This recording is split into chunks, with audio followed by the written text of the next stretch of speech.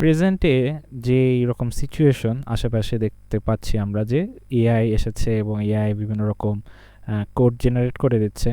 তো এই সিচুয়েশনে এসে আমাদের সফটওয়্যার ইঞ্জিনিয়ারিং রোডম্যাপটা কি হওয়া উচিত, কি পড়া উচিত বা কি লার্নিং এর মধ্যে থাকা উচিত, বা আমাদের নতুনত্ব যে সমস্ত বিষয়, যে সমস্ত সাবজেক্ট এসেছে, মানে এখনকার যেমন সাবজেক্টে অনেক কিছু পরিবর্তন হয়েছে। সো এইগুলো আমাদেরকে কিভাবে সফটওয়্যার ইঞ্জিনিয়ারিং এর রোডম্যাপটা এখন আপডেটেডটা কি হবে, নেক্সট জেনারেশন সফটওয়্যার ইঞ্জিনিয়ারিং রোডম্যাপটা কীরকম হবে, বা এটা কী লেভেলের আমরা হচ্ছে প্রিপারেশন নেব। তো এই বিষয়ে আজকে আমরা আলোচনা করব, রোড ম্যাপ নিয়ে আলোচনা করব। সো এই ভিডিওটা একটু লং হতে পারে, সো আপনারা শেষ পর্যন্ত যদি থাকেন তাহলে অনেক কিছু জানতে পারবেন এবং একটা রোড ম্যাপ এবং এটাকে কিভাবে আপনি অ্যাপ্রোচ করবেন, কিভাবে স্টেপ বাই স্টেপ আপনি লার্ন করতে পারেন, তো এই বিষয়ে আমি আলোচনা করব। তো শেষ পর্যন্ত থাকার জন্য অনুরোধ করা হলো, ঠিক আছে? তো আসুন আজকে আমরা এই বিষয় নিয়ে আলোচনা করব।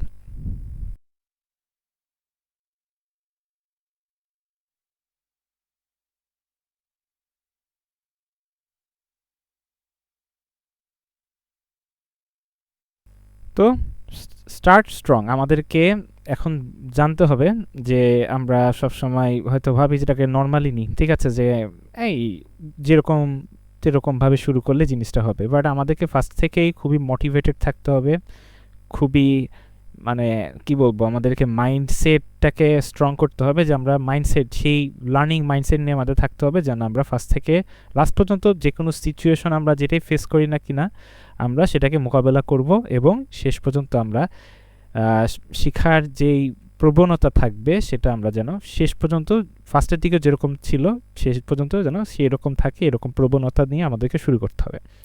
তো start strong, next gen software engineering roadmap, ঠিক আছে?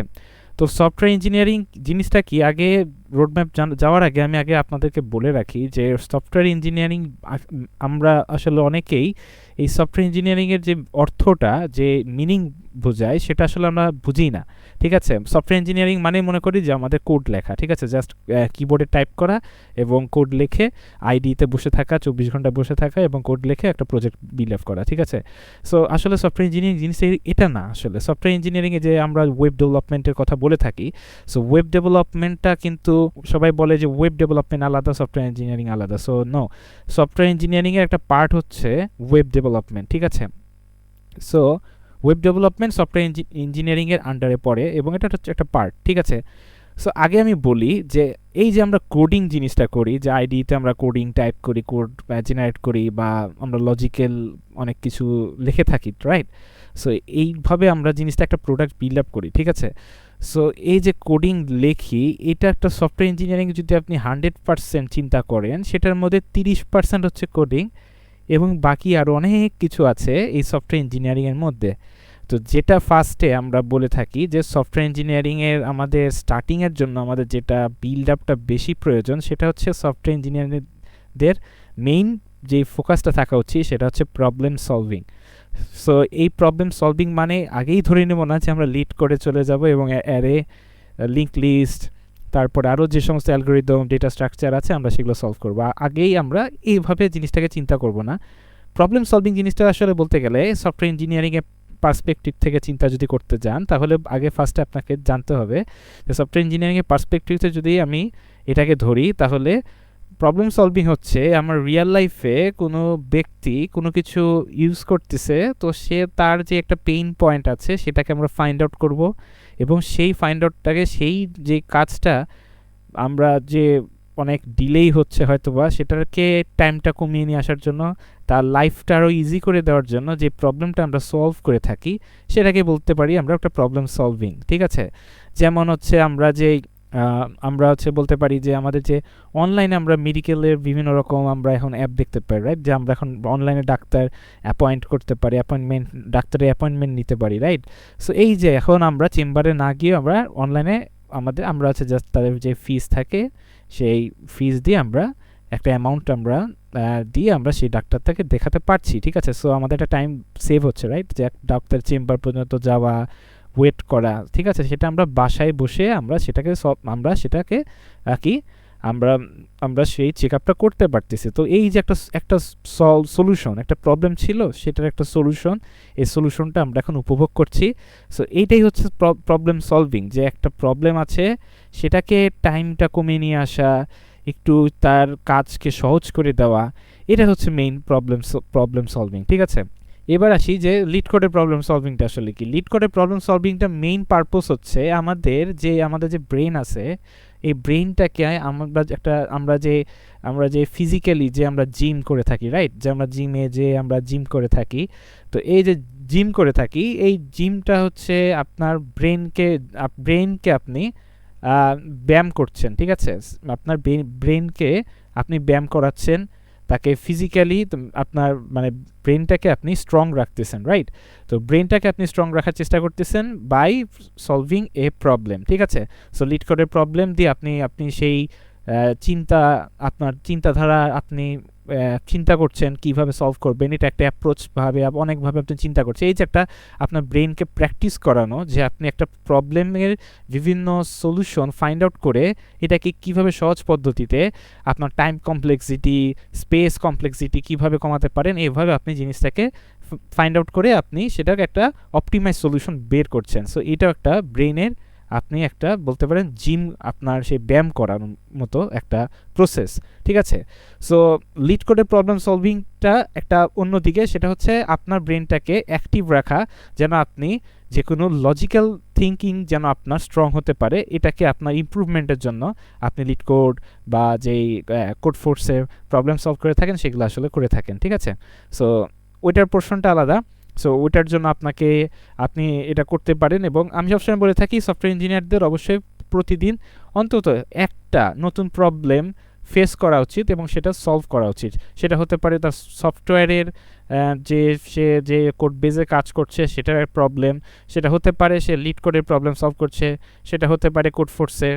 তো সে একটা নতুন প্রবলেম, সে তার ব্রেনটাকে হয়তো বা 30 মিনিটের জন্য যেন সে একটু খাটায়। ঠিক আছে, তাহলে তার ব্রেনটা লেজি হবে না, সে লজিক্যালি অনেক কিছু চিন্তা করবে। ঠিক আছে, সো এই বিষয়ে আমি সবসময় বলি যে প্রতিদিন অন্তত একটা 30 মিনিট আপনি সময় দেন প্রবলেম সলভিংয়ের জন্য। যদি আপনার প্রবলেম সলভিং অনেকে লিড করে, অনেকে আসলে কি বলবো, অনেকে সময় দিতে চায় না, বাট আমি বলি যে যদি আপনার মানে ন্যূনতম আপনার যদি দরকার মানে ইচ্ছা না করে, তারপরেও সফটওয়্যার ইঞ্জিনিয়ারদের অবশ্যই প্রবলেম সলভিং করা উচিত। ডেটা স্ট্রাকচার অ্যালগরিদমের অবশ্যই ন্যূনতম যে বেসিক ধারণাটা অবশ্যই থাকা উচিত, কারণ এটাই আপনাকে নেক্সট লেভেলে নিয়ে যাওয়ার জন্য অনেকভাবে সহায়তা করবে। আপনি বিভিন্ন লজিক্যালি যখন আপনার ব্রেন বিভিন্ন লজিক্যাল আপনি চিন্তাভাবনা করতে পারবেন, আপনি অন্যদের তুলনায় আপনি অনেক এগিয়ে থাকবেন। সো অবশ্যই ডেটা স্ট্রাকচার অ্যালগরিদম ন্যূনতম বেসিক যেটা জানানো দরকার অবশ্যই জানবেন। অ্যাডভান্স টপিক জানলে তো কোনো কথাই নেই, আপনি অবশ্যই আরও বেশি আপনি ভালোভাবে আপনার লজিক্যালি চিন্তা করতে পারবেন। আমি বলবো প্রতিদিন একটি করে আপনি প্রবলেম সলভ করার চেষ্টা করবেন। ঠিক আছে, সেটা লিড কোড হতে পারে, গিক্স ফর গিক্স হতে পারে, কোড ফোর্স হতে পারে, আপনার কোনো পছন্দের কোনো সাইট হতে পারে, যেমন কোড ওয়ার্ডস আছে। সো আপনি বেসিক লেভেল থেকে আপনি শুরু করতে পারেন, প্রতিদিন একটা বেসিক একটা শুরু করলেন। অ্যারে কোনো দিন আপনি 10 দিন অ্যারের প্রবলেম সলভ করলেন, পরের 10 দিন আপনি স্ট্রিংয়ের প্রবলেম সলভ করলেন, পরে আপনি হচ্ছে যে 2 পয়েন্টার্স আরও যে সমস্ত আছে, তো সেগুলো আপনি সলভ করতে পারেন। সো এইভাবে আপনি প্রতিদিন একটা নতুন একটা প্রবলেম ফেস করবেন এবং সেটাকে সলভ করার চেষ্টা করবেন। ঠিক আছে, সো এই তো গেল। এবার আসি আমি সফটওয়্যার ইঞ্জিনিয়ারিংয়ের যে বিষয়টা তো বললাম, তো প্রবলেম সলভের মাইন্ডসেটটা থাকতে হবে। সো প্রবলেম সলভের মাইন্ডসেটটা আমাদের অবশ্যই বিল্ড আপ করতে হবে। ঠিক আছে, এইভাবে সো আমরা একটা প্রোডাক্টের কীভাবে সেটাকে থিঙ্ক করতেছি, সফটওয়্যার ইঞ্জিনিয়ারিংয়ের মেইন জিনিসটা হচ্ছে আমরা কীভাবে একটা প্রোডাক্টকে কীভাবে ভাবছি সেটাকে আমাদেরকে চিন্তা করতে হয়, যে এই প্রোডাক্টটা আমরা যে লঞ্চ করব এটাকে আমরা বিভিন্ন পার্ট ক্যাটাগরাইজ করি, এটার রিকোয়ারমেন্টস গেদার করি, এটা টার্গেট অডিয়েন্স কি, আরও বিভিন্ন অনেক কিছু আছে। আসলে বললাম যে 30% হচ্ছে কোডিংয়ে, বাকি হচ্ছে আরও অনেক কিছুর মধ্যে এটা পড়ে যায়। ঠিক আছে, আরও অনেক কিছু রিকোয়ারমেন্টস গ্যাদারিং থেকে শুরু করে ইউআই ইউএক্স, তারপরে অনেক লাস্টের লেভেলে বলতে গেলে আসে হচ্ছে কোডিং, যে আপনি সেই প্রোডাক্টটা আপনার যে হচ্ছে একটা প্রোডাক্টের যে একটা ডেমো একটা তৈরি হয়েছে, ইউআই ইউএক্স যখন তৈরি হয়েছে, লাস্টে আপনার সেই ইমপ্লিমেন্টেশন আসে এবং ডেভেলপারদেরকে দেওয়া হয়, এবং তারা বলতে গেলে যে তখন সেটাকে ইমপ্লিমেন্ট করে এবং সেই প্রোডাক্টটাকে তারা রিয়েল লাইফে কনভার্ট করে, অর্থাৎ রিয়েল লাইফে আপনি প্রোডাক্টটা যে ইউজ করবেন সেটাকে কনভার্ট করে by using their brain, by using their skill. Okay, so এইভাবে তারা প্রোডাক্টটাকে বিল্ড আপ করে। সো কোডিং পার্টটা অনেক পরে আসে, আসলে এর আগে অনেক পার্ট আছে। তো সফটওয়্যার ইঞ্জিনিয়ারিংয়ে আপনি যদি সার্চ করে দেখেন যে আসলে সফটওয়্যার ইঞ্জিনিয়ারদের কী কী নিয়ে জানার দরকার আছে, যেমন আমি বলেছি সিস্টেম ডিজাইন নিয়ে অবশ্যই জানা দরকার আছে। সিস্টেম ডিজাইনের অবশ্যই ভালো লেভেলের আপনার এখন নলেজ থাকা উচিত এই প্রেজেন্ট ডেতে এসে। তো অবশ্যই এইগুলো নিয়ে আপনি স্টাডি করার চেষ্টা করবেন, সিস্টেম ডিজাইন থেকে শুরু করে আর অনেক কিছু আছে। সো এই তো গেল।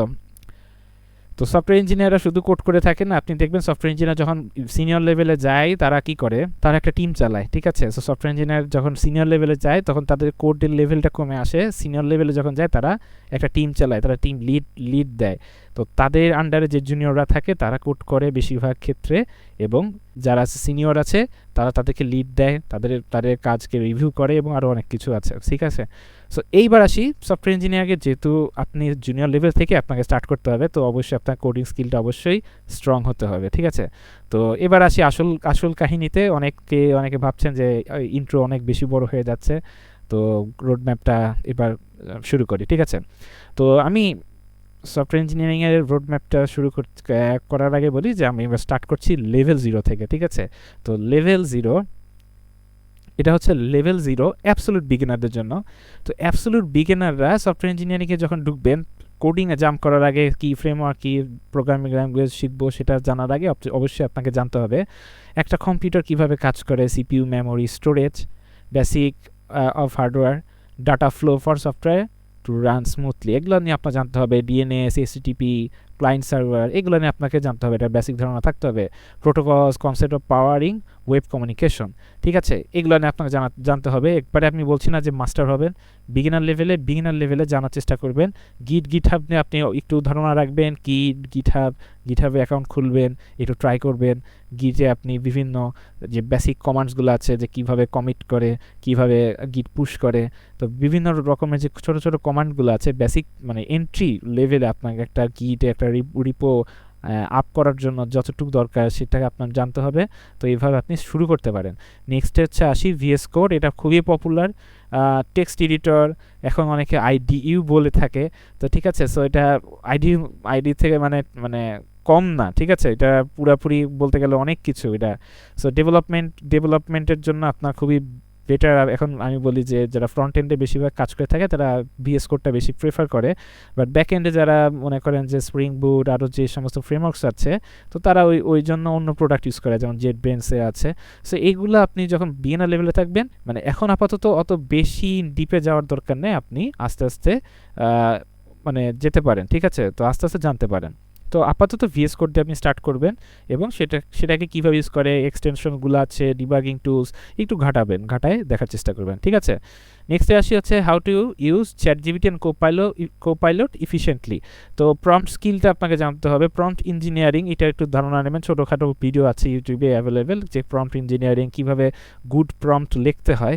তাহলে আপনি যদি গুড প্রম্পট লেখেন ভালোভাবে, আপনি সেই রেজাল্টটা পাবেন, সেই ফিডব্যাকটা পাবেন, সেই আউটপুটটা পাবেন। সো এই প্রম্পট ইঞ্জিনিয়ারিং, এই গুড প্রম্পট লেখার সেই প্র্যাকটিসটা আপনাকে এখন থেকে বিল্ড আপ করতে হবে, ঠিক আছে। যেহেতু আপনি এখন টেকনোলজিক্যাল ফিল্ডে আছেন, অবশ্যই আপনাকে চ্যাটজিপিটি থেকে বা LLM থেকে অনেক ভালো লেভেলের আউটপুট আপনাকে নিয়ে আসতে হবে, ঠিক আছে। সো এইটা জানার চেষ্টা করবেন। আর জানার পরে এবার আসি যে choose a language, options and carriers, ঠিক আছে। এখানে বলা হচ্ছে যে কোন ক্যারিয়ারে কি লেভেলে, ঠিক আছে। সো এখানে বলা আছে যে কোন মানে কোন ল্যাঙ্গুয়েজে কীরকম ক্যারিয়ার। আমি বলবো সব ল্যাঙ্গুয়েজে একটা নিজস্ব মানে পারপোজ আছে, তার নিজস্ব একটা পারপোজ আছে, যে সে তার নিজস্ব কিছু সলভ করছে, ঠিক আছে। হয়তো অন্য ল্যাঙ্গুয়েজে সেই মানে দুর্বলতা ছিল, সেই ল্যাকিংস ছিল, সেটাকে সলভ করার জন্য সেটা আসছে, ঠিক আছে। তো আমি বলবো না যে একটা অপরটার থেকে বেটার বা এটা ডিমান্ড বেশি, ঠিক আছে। এখনকার মার্কেটে অবশ্য কিছু রিজিয়ন ভিত্তিকে, বিভিন্ন দেশ ভিত্তিকে অবশ্যই এটা অনেক প্রিফার করে, অনেক কিছু চেঞ্জ হয়। সো তারপরেও বলে রাখি যে এখানে যেগুলো আমি আপাতত দেখেছি, এটা সারা পৃথিবীতে এখন ভালো লেভেলের জনপ্রিয়তা আছে এবং বেড়েছে, এবং এটা এখনও স্টিল ডিমান্ডেবল, ঠিক আছে? তো ফার্স্ট অফ অল আসি জাভাস্ক্রিপ্ট, ঠিক আছে? আপনাকে অ্যাজ এ সফটওয়্যার ইঞ্জিনিয়ার যখন আপনি ভাববেন, তখন এখনকার যে প্রেজেন্ট ডেতে আছে, এখন আপনাকে ফুল স্ট্যাক ইঞ্জিনিয়ার হিসেবে ভাবতে হবে। তো ফুল স্ট্যাক ইঞ্জিনিয়ারের জন্য আপনাকে ফ্রন্ট এন্ড ভালো জানতে হবে। তো জাভাস্ক্রিপ্ট দিয়ে আপনি ফ্রন্ট এন্ড ব্যাক এন্ডও করতে পারবেন, সমস্যা নাই। তো আপনি ফার্স্ট জব অপরচুনিটি আপনি যখন খুবই তাড়াতাড়ি শুরু করতে যাবেন, উইথিন 6 মান্থস এর মধ্যে আপনি নিজেকে প্রিপেয়ার করতে যাবেন, তো জাভাস্ক্রিপ্ট আপনার জন্য বেস্ট চয়েস, আপনি স্টার্ট করতে পারেন। তো এটা দিয়ে আপনি এক ল্যাঙ্গুয়েজ দিয়ে আপনি ফ্রন্ট এন্ডে কাজ করতে পারতেছেন, ব্যাক এন্ডে কাজ করতে পারতেছেন। সো এটা আপনাকে খুব ভালো লেভেলে আপনাকে কাজে দেবে, ঠিক আছে? সো নোট জেএস এক্সপ্রেস দিয়ে আপনি ফুল ব্যাক এন্ডে কাজ করতে পারতেছেন, এবং এটাতে খুবই যারা ভালো লেভেলের কাজ করতে পারবেন, ঠিক আছে? তো যারা হচ্ছে স্টার্টার, যারা স্যাস ওয়েব অ্যাপস যে কাজ করবেন, ক্যারিয়ার ফুল স্ট্যাক ইঞ্জিনিয়ারিংয়ের মধ্যে যারা মানে আপনি তাড়াতাড়ি বিল্ড আপ করবেন, শুরু করবেন, তো আপনি জাভাস্ক্রিপ্ট দিয়ে শুরু করতেই পারেন, ঠিক আছে? আমি বলবো না যে এটাই বেস্ট, এইটাই আমি এখন যেগুলো বলবো যে ল্যাঙ্গুয়েজের ক্ষেত্রে কোনটা নেবেন, তো এই ল্যাঙ্গুয়েজগুলোকে আপনি কয়েকদিন ধরে একটু ঘাটাবেন, ঠিক আছে? আপনার কাছে কোনটা বেটার লাগছে, বা আপনার কাছে কোনটা পছন্দ হচ্ছে, কোনটা কমফোর্ট ফিল হচ্ছে, বা কোনটাতে আপনার ব্যবহার করে বেটার মনে হচ্ছে, সো আপনি এইভাবে আপনি নিজেকে এগোতে পারেন, ঠিক আছে? সো জাভাস্ক্রিপ্ট আপনি দেখতে পারেন, ঠিক আছে? জাভাস্ক্রিপ্টে আপনি এভাবে শুরু করতে পারেন। তো জাভাস্ক্রিপ্টে অনেক ফ্রেমওয়ার্ক আছে ফ্রন্ট এন্ডে, আপনি ফ্রন্ট এন্ডে ফ্রেমওয়ার্কগুলো আপনি এক্সপ্লোর করবেন, রিঅ্যাক্ট, অ্যাঙ্গুলার, ভিউ, তারপরে আরও আছে। তো এগুলো নিয়ে আপনি একটু ঘাটানোর চেষ্টা করবেন। দেন হচ্ছে আপনি ব্যাক এন্ড একটু ঘাটালেন, এবং একটু কিছু এটা বেসিক ক্রুড অপারেশন করে আপনি দেখতে পারলেন যে কীভাবে জিনিসটা কাজ করে। নেক্সট আসি জাভা স্প্রিং বুট, ঠিক আছে? তো এন্টারপ্রাইজ লেভেলে এখনও জাভা স্প্রিং বুটের কোনো তুলনা হয় না, ঠিক আছে? এন্টারপ্রাইজ লেভেলে যে সমস্ত অ্যাপ্লিকেশন তৈরি হয়, তো সেইগুলোতে জাভা স্প্রিং বুট বেশি ইউজ হয়। তো যাদের ব্যাক এন্ড ইঞ্জিনিয়ারের খুব বেশি ফোকাস থাকে, তারা হচ্ছে জাভা স্প্রিং বুট ইউজ করতে পারেন, তারা এই ক্যারিয়ার পাতে আসতে পারেন। এটা খুবই ভালো লেভেলে ডিমান্ডেবল, এটা শুধু বাংলাদেশে না, বাইরের দেশে অনেক demandable.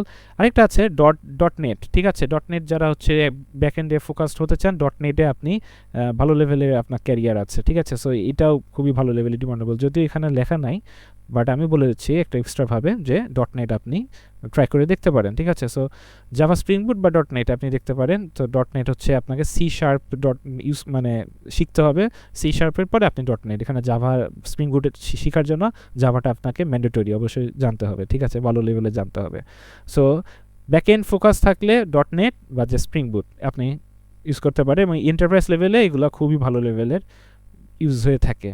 Fintech at large companies যে বলা আছে, আপনি দেখতে পাচ্ছেন এবং বলা আছে। সো এইগুলো লেভেলে যদি আপনার থাকার দরকার পড়ে, অবশ্যই আপনি এই ক্যারিয়ার পাথে আসতে পারেন, ঠিক আছে? এবং এটার সাথে যদি ফুল স্ট্যাকে আপনি আসতে চান, তাহলে আপনি সেই জাভাস্ক্রিপ্ট অবশ্যই লাগবে, আপনাকে জাভাস্ক্রিপ্ট মাস্ট জানতে হবে। আপনি ব্যাক এন্ডে থাকলে এখনকার দিনে অবশ্যই জাভাস্ক্রিপ্টের ন্যূনতম আপনার ধারণা থাকতে হবে, এবং ফ্রন্ট এন্ডে আপনাকে কাজ করার সেই ক্যাপাবিলিটি থাকতে হবে। সো জাভাস্ক্রিপ্টে অবশ্যই আপনি রিঅ্যাক্ট দিয়ে শুরু করতে পারেন। যদি আপনার বেশি ফোকাস জাভাস্ক্রিপ্টে না করতে চান, মানে বেশি ফোকাস ফ্রন্ট এন্ডে না করতে চান, তাহলে আপনি জাভাস্ক্রিপ্ট রিঅ্যাক্টে আপনি একটু শিখে নিতে পারেন। রিঅ্যাক্ট খুবই ইজি আছে। আর যারা ইন্টারফেস লেভেলে প্রজেক্টে কাজ করে, তাদের বেশিরভাগ ক্ষেত্রে অ্যাঙ্গুলারে কাজ করতে হয়। আরও আছে অ্যাঙ্গুলার, বা আমি বলছি না যে অ্যাঙ্গুলারই ইন্টারফেস লেভেলে ইউজ হয়, বাট বেশিরভাগ ক্ষেত্রে আমি দেখেছি অ্যাঙ্গুলারটা বেশি ইউজ হয়ে থাকে। তো জাভা স্প্রিং বুটের সাথে অ্যাঙ্গুলারটা ভালো লেভেলে তারা কাজ ভালো লেভেলে ইন্টারফেস লেভেলের অ্যাপ্লিকেশনে ব্যবহৃত হয়ে থাকে। সো অ্যাঙ্গুলার দেখতে পারেন, বাট যদি আপনার খুবই ইজিতে থাকতে চান যে ব্যাক এন্ডটা আপনার মেইন ফোকাস এবং ফ্রন্ট এন্ডে মিডিয়াম লেভেলের, সো আপনি সেখানে রিঅ্যাক্টটা দেখতে পারেন, ঠিক আছে? তবে জাভাস্ক্রিপ্ট মাস্ট জানতে হবে। এবার আসি নেক্সট হচ্ছে এআই যুগে এআই নিয়ে যদি পড়াশোনা করতে চান, তাহলে পাইথনের কোনো তুলনা নাই, ঠিক আছে? আপনি যদি এআই ওয়ার্কফ্লো, অটোমেশন, স্ক্রিপ্টিং এই আর ব্যাকএন্ড নিয়ে যদি আপনার অবশ্যই পড়াশোনা করার ইচ্ছা থাকে, ব্যাকএন্ডেও যদি পড়াশোনা করার ইচ্ছা থাকে, তাহলে পাইথন মাস্ট। যদি এআই সাবজেক্টটা আসে, তাহলে পাইথন তো মাস্ট, পাইথনের কোনো তুলনা নাই। তবে এখানে একটা জিনিস বলে রাখি, জাভাস্ক্রিপ্ট দিয়েও আপনি হচ্ছে এআই রিলেটেড কাজ করতে পারবেন, ঠিক আছে? তবে সবসময় আমি বলে রাখবো যে যদি আপনার এআই ক্যারিয়ার গ্রো করার ইচ্ছা থাকে, তাহলে আপনি আপনার পাইথনের উপরে কোনো কিছু আমি সাজেস্ট করব না, ঠিক আছে? তো আপনার এআই ওয়ার্কফ্লো, অটোমেশন, স্ক্রিপ্টিং, বিভিন্ন ধরনের এলএলএমস বা মেশিন লার্নিং, আরও অনেক কিছু আছে যেগুলো আছে, সেগুলো রিলেটেড যদি আপনি কাজ করতে চান, পাইথন। ব্যাকএন্ডেও যদি আপনি ট্রাই করতে চান, তাহলে আপনি পাইথনের জ্যাঙ্গো আছে, তো এগুলো দেখতে পারেন, এগুলো আপনি এক্সপ্লোর করে আপনি জানতে পারেন যেগুলো আসলে কীরকম আপনাকে ফ্লেক্সিবিলিটি দিচ্ছে এবং আপনার কাছে কোনটা কমফোর্ট লাগতেছে, এবং যেটা ভালো লাগবে আমি বলছি যে আপনি একটু একটু করে দেখেন, ঠিক আছে? যেহেতু আপনি যদি এক্সপ্লোর না করেন আপনি আসলে জানতে পারবেন না যে আপনি কোনটাতে আপনার জন্য বেটার হচ্ছে, ঠিক আছে? তো নিচে বলা আছে অ্যাডভাইস ইফ ইউ আনশিওর, তো it is confuse JavaScript widest opportunity fastest entry into development roles. আচ্ছা, যদি আপনার আনশিওরিটি থাকে যে আপনি আনশিওর, তাহলে কী দিয়ে শুরু করব বুঝতে পারছি না, তো যদি এরকম আনশিওর থাকেন তাহলে আমি বলবো যে আপনি জাভাস্ক্রিপ্ট দিয়ে শুরু করতে পারেন, কারণ এই ল্যাঙ্গুয়েজটা আপনাকে অন্যগুলা তো আপনাকে জানতে হবে, প্লাস এই ল্যাঙ্গুয়েজটা আপনাকে বলতে গেলে এখন এটা একটা ম্যান্ডেটরি ল্যাঙ্গুয়েজ হয়ে গিয়েছে যে আপনাকে অবশ্যই জাভাস্ক্রিপ্টটাতে কাজ করতে হবে, কারণ ওয়েব রিলেটেড আপনার কাজ করতে হলে জাভাস্ক্রিপ্টের আপনার সিনট্যাক্সটা অবশ্যই জানতে হবে কিভাবে কাজ করে, এবং এইগুলোর ফ্রেমওয়ার্কে ন্যূনতম একটা ফ্রেমওয়ার্ক রিয়্যাক্ট, নেক্সট জে যেটাই হোক আপনাকে একটু হলেও জানার সেই ক্যাপাবিলিটি থাকতে হবে, ঠিক আছে? সো জাভাস্ক্রিপ্ট দিয়ে শুরু করতে পারেন এবং বাকিগুলো বললাম যে আপনি এক্সপ্লোর করে দেখতে পারেন। সো লেভেল 1-এ আসি, প্রোগ্রামিং কনসেপ্টগুলা এগুলা আসলে আপনি ইন্টারনেটে ঘাটালেও দেখতে পারবেন। আসলে যখন আপনি একটা প্রোগ্রামিং ল্যাঙ্গুয়েজ শেখা শুরু করবেন তখন এখানে স্টেপ বাই স্টেপ অনেক কিছুই দেওয়া থাকে, W3 স্কুলসে আছে, আরও অনেক সাইট আছে, এখান থেকে আপনি দেখতে পাবেন। তো ওরা ওইভাবে সিরিয়ালি করা থাকে। তারপরে বলে দিচ্ছি ভ্যারিয়েবল লুপস কন্ডিশন, এটা মাস্ট লার্ন, এটা হচ্ছে বেসিক বিল্ডিং আপনাকে করবে, আপনাকে কীভাবে প্রোগ্রামিং কাজ করে। তো সব প্রোগ্রামিং ল্যাঙ্গুয়েজের একটাই কমন জিনিস, সেখানে ভ্যারিয়েবল থাকবে, লুপ থাকবে, কন্ডিশন থাকবে।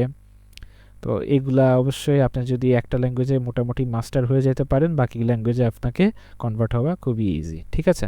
সো এটা আপনি স্ট্রং করার চেষ্টা করবেন। তো ফাংশন, সেটাকে কীভাবে ফাংশন কাজ করে, ফাংশন কীভাবে ডিফাইন করতে হয়, প্যারামিটার, রিটার্ন ভ্যালুস, তারপরে আরও যেগুলো ফিচার্সগুলো আছে সেগুলো ফাংশন এই আপনি জানার চেষ্টা করবেন, এবং অ্যারেস এবং লিস্ট। তো এগুলো অ্যারে, লিস্ট, আরও হচ্ছে অবজেক্টটা নিয়ে আপনি করার চেষ্টা করবেন, কারণ এগুলো আপনার সফটওয়্যার ইঞ্জিনিয়ারিং ফিল্ডে প্রায় ব্যবহার হয়ে থাকে। অ্যারে নিয়ে অনেক ভালো লেভেলে কাজ করতে হয়, অ্যারে, ফাংশন, অবজেক্ট, এগুলো অনেক লেভেলে আপনার অনেক লিখতে হয়, অনেক কাজ করতে হয় এটা নিয়ে। সো এগুলো নিয়ে অবশ্যই ভালো ধারণা রাখার চেষ্টা করবেন এবং এটা নিয়ে ভালোভাবে শেখার চেষ্টা করবেন, ঠিক আছে? Error handling and problem solving, ঠিক আছে? ইরর হ্যান্ডলিং সেখানে ট্রাই ক্যাচ, যে প্যাটার্নস আছে, ইনপুট ভ্যালিডেশন, তারপরে আরও যে সমস্ত বিষয়বস্তু আছে সেগুলো জানার চেষ্টা করবেন। ডিবাগিং কীভাবে করতে হয়, একটা প্রবলেমকে কীভাবে ব্রেকডাউন করতে হয়, সেই প্রবলেমটা আসলে রান টাইম ইরর হচ্ছে নাকি হচ্ছে আপনার আরও অন্য যে সমস্ত কিছু আছে সেটা হচ্ছে, সেগুলো আপনাকে অবশ্যই ফাইন্ড আউট করতে হবে, এগুলো নিয়ে ধারণা রাখার চেষ্টা করতে হবে, ঠিক আছে? সো এই জন্য আমি বলেছি যে প্রবলেম সলভিং মাইন্ডসেটটা অবশ্যই আপনাকে গ্রো করতে হবে। যত ভালো লেভেলে গ্রো করবেন আপনার এগুলা খুবই আপনার কাছে আস্তে আস্তে ইজি হয়ে যাবে। ফার্স্টের দিকে অবশ্যই কঠিন লাগতে পারে, তো এটাকে ছেড়ে দেওয়া যাবে না, অবশ্যই ধরে রাখার চেষ্টা করবেন, ঠিক আছে? অ্যাসিনক্রোনাস প্রোগ্রামিং, এটা খুবই important, call back, promise, async await, তারপরে এগুলো নিয়ে অবশ্যই জানার চেষ্টা করবেন। অ্যাসিনক্রোনাস প্রোগ্রামিংটা কি, সিনক্রোনাস, অ্যাসিনক্রোনাস, এই দুইটার পার্থক্যটা কি, সিনক্রোনাসে আসলে কি হয়ে থাকে ব্যাকগ্রাউন্ডে, অ্যাসিনক্রোনাস আসলে কি লেভেলের প্রবলেম সলভ করতেছে, তো এগুলো নিয়ে অবশ্যই জানার চেষ্টা করবেন। এবং অ্যাডভাইস হচ্ছে যে আপনি এআই দিয়ে রিরাইট করবেন সলিউশন, বাট আপনি যেগুলো রাইট করবেন এআই দিয়ে, যে আপনার এলএলএম দেবে, এলএলএম আপনাকে যে সমস্ত কোড সাজেস্ট করবে, ঠিক আছে? তো আপনি সেটাকে বোঝার চেষ্টা করবেন। জাস্ট আপনি ব্ল্যাঙ্কভাবে চোখ বন্ধ করে আপনি যে কপি পেস্ট করে দেবেন সেটা না, আপনার কোডের লাইন বাই লাইন আপনি বোঝার চেষ্টা করবেন যে আসলে সেটা দিচ্ছে কিনা, তাহলে আপনার সেই আপনার মাইন্ডসেট আস্তে আস্তে গ্রো হবে, ঠিক আছে? তো অবশ্যই কপি পেস্ট করবেন না, কোড যেটা দিক না কেন আপনি বোঝার চেষ্টা করবেন। আমি বলছি না এআই দিয়ে কোড লেখা খুবই খারাপ, বাট অ্যাজ এ বিগিনার যখন আপনি খুবই জিরো লেভেলের, ঠিক আছে, খুবই জিরো লেভেলের, আমি আপনাকে বেস্ট সাজেস্ট করব যখন আপনি বিগিনার জিরো লেভেলে, তখন আপনার এই সমস্ত ফান্ডামেন্টাল টপিক যখন প্র্যাকটিস করবেন অবশ্যই এআই যত কম পারেন ইউজ করবেন। এআইকে আপনি তখন as a learning purpose use করবেন, বাট আপনার মেইন প্রায়োরিটি থাকবে আপনি নিজের থেকে কোডটাকে ফ্রম স্ক্র্যাচ আপনি লেখার চেষ্টা করবেন, ঠিক আছে? তাহলে আপনি হচ্ছে নিজে ইমপ্রুভ হচ্ছে, আপনি সেটাকে ফিল করতে পারবেন। যখন আপনি এআই দিয়ে করবেন, এআই কখন ইউজ করে আপনি কোড জেনারেট করবেন, যখন আপনি ইন্টারমিডিয়েট লেভেলে যাবেন, ইন্টারমিডিয়েট টু সিনিয়র লেভেলে, একবার প্রো লেভেলে যাবেন, তখন আপনি এআই থেকে আপনি কিছু রিপিটেটিভ কোড যেগুলো আপনার টাইম অনেক কনজিউম হতে পারে, আপনি সেগুলোকে আপনি জেনারেট করে নিতে পারেনি। বাট আপনি যখন বিগিনার লেভেলে থাকবেন অবশ্যই আপনি যদি এআই ইউজ করেন তাহলে আপনি প্রতিটা লাইন অফ কোড বুঝছেন কিনা সেটা আপনি জানার চেষ্টা করবেন। যদি না বুঝে থাকেন এআইকে প্রশ্ন করুন, এআই আপনাকে উত্তর দেবে। আর বেস্ট ওয়ে হচ্ছে এআইটাকে লার্নিং হিসাবে ইউজ করবেন আর নিজের থেকে কোড লেখার চেষ্টা করবেন, ঠিক আছে? সো এবার আছে লেভেল 2তে back end basics for practical development, ঠিক আছে? তো ব্যাক এন্ডটাকে অবশ্যই আমি এখন বলবো একটু বেশি প্রাধান্য দিতে হবে, কারণ এখনকার যে যুগ আসতেছে আমাদেরকে পুরো সিস্টেম নিয়ে যদি ভাবতে হয় তাহলে ব্যাক এন্ডটাতে অনেক বেশি ফোকাস দিতে হবে, ঠিক আছে? তো ব্যাক এন্ডটাকে বেশি ফোকাস দিতে হলে আগে কোর কনসেপ্টগুলোর মধ্যে কী কী আছে আমরা জানার চেষ্টা করি। রেস্ট এপিআইস, আমার রেস্ট এপিআই যে সমস্ত যে আমরা gate request, post, put request, delete, so এগুলো রিকোয়েস্টে কীভাবে কাজ করে, একটা রেস্ট এপিআই আমরা কীভাবে ক্রিয়েট করতে পারি বিভিন্ন ফ্রেমওয়ার্ক ইউজ করে, সেটা হতে পারে স্প্রিং বুট, সেটা হতে পারে এক্সপ্রেস জেএস, সেটা হতে পারে ডটনেট। আপনি সেটা যেই ডোমেনে আছেন সেই ডোমেন থেকে আপনি কীভাবে রেস্ট এপিআই ক্রিয়েট করবেন, একটা বেসিক ক্রুড অপারেশন ক্রিয়েট করার চেষ্টা করবেন, একটা সেইভাবে অ্যাপ্লিকেশন ক্রিয়েট করবেন, সেভাবে আপনি এটাকে শিখতে পারেন, ঠিক আছে? তারপরে সেই প্রজেক্টটাকে বানানোর সময় আপনি একটা নিউ ফিচার সেট করতে পারেন যে আপনার ইউজার থাকবে, সেই ইউজার অনুযায়ী সেই ডেটাটা আসবে। সেই ইউজার যে সমস্ত ডেটা সেভ করবে সেই সমস্ত ডেটাটাকে সে হচ্ছে সেই ইউজারকে চেনার চেষ্টা করবে, যে ইউজারের চিনবে, সেই ইউজারের চেনার পরে সেই ইউজার কী কী ডেটা সেভ করেছে সেটাকে সে নিয়ে আসবে। তো এটার জন্য অবশ্যই অথেন্টিকেশন, জেডাব্লিউটি অথেন্টিকেশনের অবশ্যই এই কনসেপ্টটা আপনাকে জানতে হবে, অর্থাৎ সিকিউরিটি নিয়ে আপনাকে অবশ্যই ইমপ্লিমেন্ট করতে হবে, ঠিক আছে? তো এটা নিয়ে করবেন, ডেটাবেস নিয়ে পড়াশোনা করবেন। তো এরপরে আসি ক্রুড, আমি যেটা বললাম ক্রুড ক্রাড অপারেশন, তো এই অপারেশনটা অবশ্যই লাগবে। এটা নিয়ে আপনি বলতেছি যে আপনি প্রজেক্ট বানানোর চেষ্টা করবেন। পেজিনেশন, ফিল্টারিং এবং সর্টিং এটা অবশ্যই খুবই লাগে, কারণ একটা আমরা যে ইউআই দেখে থাকি, ইউআইতে অনেক ডেটা থাকে, সেখানে আমাদের পেজিনেশন করতে হয়, কারণ অনেক যদি ডেটা একটা ইউআইতে দেখিয়ে দিই তাহলে আমাদের পারফরমেন্স ড্রপ করতে পারে। ফিল্টারিং অবশ্যই দরকার পড়ে, কারণ ইউজার যদি একটা নির্দিষ্ট কিছু দেখতে চায় তাহলে সে ফিল্টারিং করবে অথবা সর্টিং করবে, ঠিক আছে? ইনভায়রনমেন্ট ভেরিয়েবলস এগুলো সার্চ দিয়ে দেখবেন, যেগুলো আসলে ইনভায়রনমেন্ট ভেরিয়েবলস জিনিসটা কি, এটা আসলে কী কাজ লাগে আসলে, এবং লগিং, ঠিক আছে? তো এরপরে আসি ডেটাবেসে আপনার বেসিক জানতে হবে, সেটা হচ্ছে সিকিউএল, নো সিকিউএল হতে পারে। সিকিউএল হলে পোস্টগ্রেসিকিউএল এবং মাই সিকিউএল আপনি ইউজ করতে পারেন। কীভাবে টেবিল ক্রিয়েট করতে হয়, কীভাবে কোয়েরি আপনার রান করতে হয়, কিভাবে আপনি এটাকে মেনটেন করবে, অনেক কিছু আছে আপনাকে জানতে হবে। এবং আমি বলতেছি না একবারে আপনি ডেটাবেসে মাস্টার হয়ে যাবেন। এখন লেভেল 2তে আপনার যতটুকু জানা উচিত একটা মিনিমাম একটা ক্রুড অপারেশন ক্রিয়েট করার জন্য, সেভাবে আপনি ডেটাটাকে সেভ করবেন, সেখান থেকে রিট্রাইভ করবেন, অর্থাৎ আপনি ফেচ করবেন, সেটুকু জানার জন্য আপনার যতটুকু সিকিউএলের জানা উচিত আপনি করবেন। আর যদি নো সিকিউএল, অবশ্যই নো সিকিউএলও জানার চেষ্টা করবেন। নো সিকিউএলটা জেনে রাখা অবশ্যই ভালো, কারণ আমাদের যে সমস্ত বিগ লেভেলের প্রোডাকশন লেভেলের যে সমস্ত নেটফ্লিক্স টাইপের, ফেসবুক লেভেলের যে সমস্ত অ্যাপ্লিকেশন আছে এগুলো নো সিকিউএল অনেক ক্ষেত্রে ইউজ করে থাকে। তো মঙ্গোডিবি এখানে আছে, আরও অনেক নো সিকিউএল আছে, আবার আপনি মঙ্গোডিবি দিয়ে শুরু করতে পারেন। তো নো সিকিউএলের সেই বৈশিষ্ট্যগুলো কী, সিকিউএল নো সিকিউএলের পার্থক্য কী, এটা জানবেন, এবং এটার ডিফারেন্সটা জানলে তাহলে আপনি আরও ভালো লেভেলে কাজ করতে পারবেন। তখন বুঝতে পারবেন যে আপনার কোন ক্ষেত্রে সিকিউএল ইউজ করা উচিত, কোন ক্ষেত্রে নো সিকিউএল ইউজ করা উচিত। আরেকটা আসি folder structure, clean folder structure.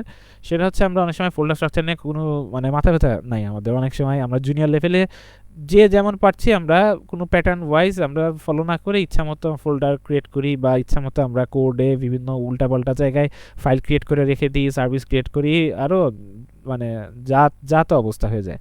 তো অবশ্যই একটা ফোল্ডার স্ট্রাকচার মেনটেন করবেন। আপনার নিজস্ব যে সমস্ত কোম্পানিতে আপনি যদি কাজ করে থাকেন তাহলে কোম্পানির যেই ফোল্ডার স্ট্রাকচার আছে তাদেরকে বলবেন, সিনিয়রদের বলবেন যে আপনারা কী লেভেলে ফোল্ডার স্ট্রাকচার ফলো করেন, আমাকে একটু শেখান।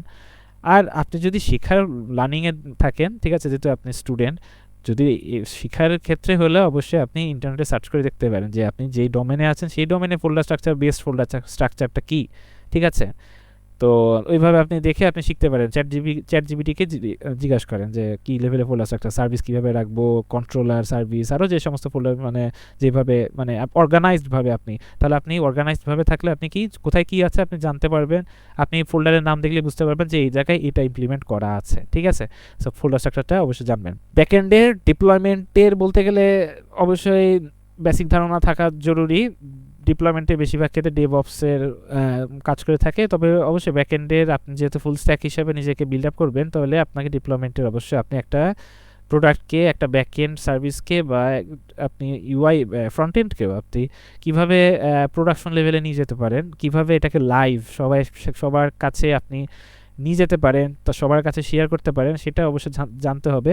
তো সেটার জন্য আপনার যদি আপনি যেহেতু আপনি বিগিনার লেভেলে আছেন, আপনি ফ্রি কী কী রিসোর্স আছে সেটা আমি বলে দিচ্ছি। রেন্ডার আছে, রেলওয়ে আছে, ভার্সেল আছে। ভার্সেল হচ্ছে খুবই সুন্দর।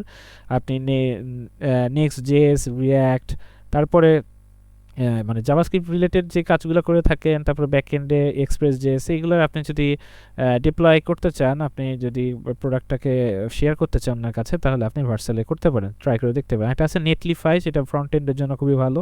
তো এই তো গেল হচ্ছে ডিপ্লয়মেন্টের বিষয়। এখন স্ট্যাক্স দেওয়া আছে, তো এটা আমি আগেও বলেছি। তো আপনি এইভাবে আপনি নিজেকে এক্সপ্লোর করতে পারেন, ঠিক আছে।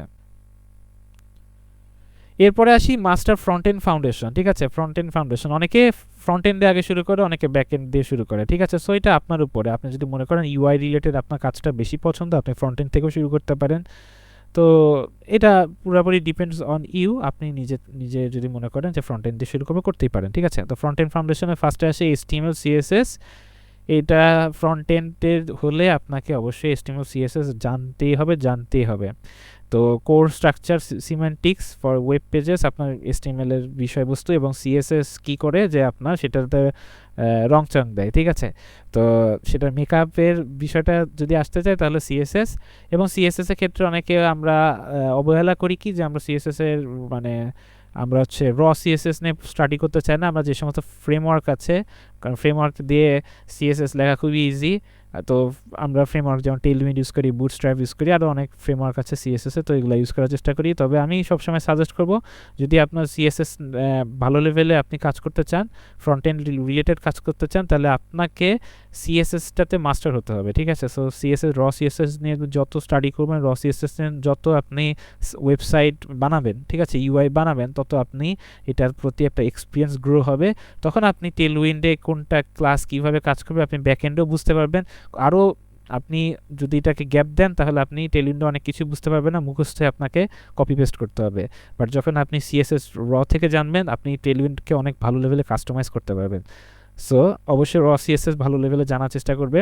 তারপর আসি টেইলউইন্ড CSS, এখন অনেক জনপ্রিয়, এখনও আছে, আপনি এটাকে দেখতে পারেন। আরও আছে, বুটস্ট্র্যাপ এককালে চলতো, এখনও যদি চলে না এরকম না, আপনি দেখতেই পারেন। তবে টেইলউইন্ডটাকে আমি এগিয়ে রাখবো, আপনি এটাকে এক্সপ্লোর করতে পারেন এবং এটাকে আপনি কাজ করে দেখতে পারেন। তো এখানে অনেক ভালো লেভেলে কাস্টমাইজ করতে পারবেন, ঠিক আছে। তো টেইলউইন্ডের সাথে আরও ডেইজি ইউআই আছে, তো এইটাকে আপনি ইমপ্লিমেন্ট করতেই পারেন, ওর সাথে অ্যাড করে নিতে পারেন, এবং এটার থেকে আপনি বিভিন্ন কম্পোনেন্টসগুলো ইউজ করতে পারেন, ঠিক আছে।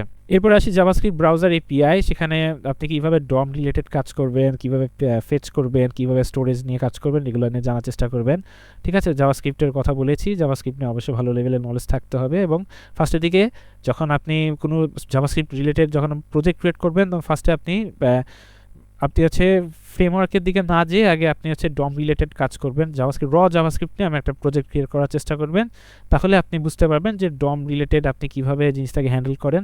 তারপর আস্তে আস্তে আপনি একটা ফ্রেমওয়ার্ক চুজ করে আপনি সেটাকে শিখতে পারেন, ঠিক আছে। তারপরে আমি বললাম যে রিয়্যাক্টে, তো এখনকার দিনে রিয়্যাক্ট হচ্ছে আসলে মাস্ট লার্ন হয়ে গিয়েছে, ঠিক আছে। যারা অ্যাঙ্গুলার জানে তারা দেখবেন যে তাদের ন্যূনতম রিয়্যাক্টের ধারণা অবশ্যই আছেই। তো রিয়্যাক্ট শিখতে আসলে বেশি সময় লাগে না।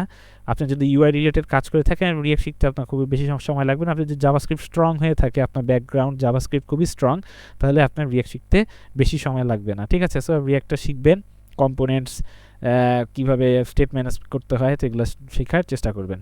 এরপর আসি বিকাম ফুল স্ট্যাক ইঞ্জিনিয়ার। তো এই আমি অনেক কিছুই আলোচনা করে ফেলছি। ফুল স্ট্যাক বলতে front end, back end, DB, ঠিক আছে, ডেটাবেস।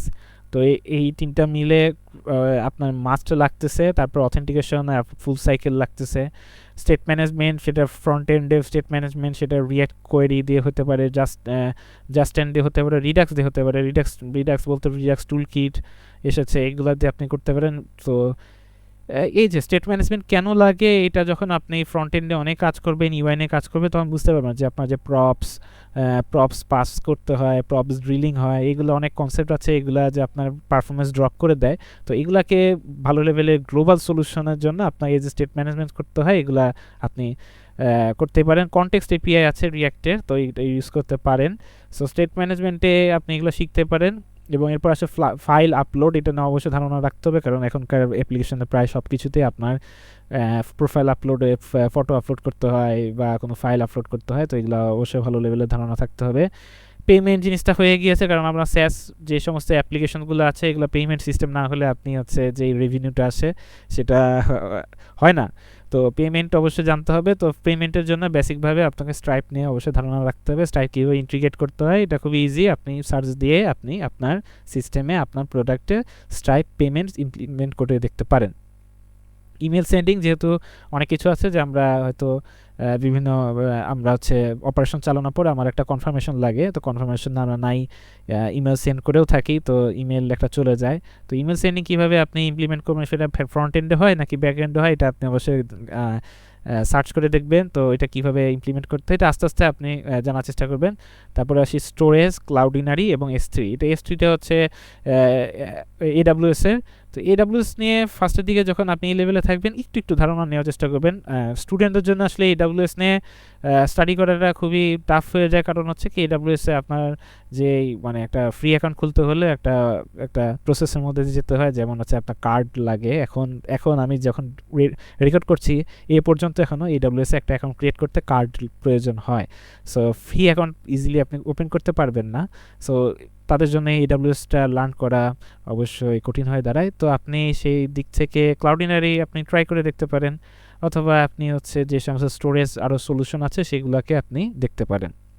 প্রোডাক্ট আইডিয়ার মধ্যে আপনি এখন কী বানাতে পারেন, স্যাস ড্যাশবোর্ড, মানে স্যাস প্রোডাক্ট বানাতে পারেন, নোট অ্যাপ বানাতে পারেন, invoice generator, chat app, e-commerce এগুলো কমন হয়ে গিয়েছে, ঠিক আছে। তো এগুলো আপনি বানাই দেখতে পারেন, ঠিক আছে।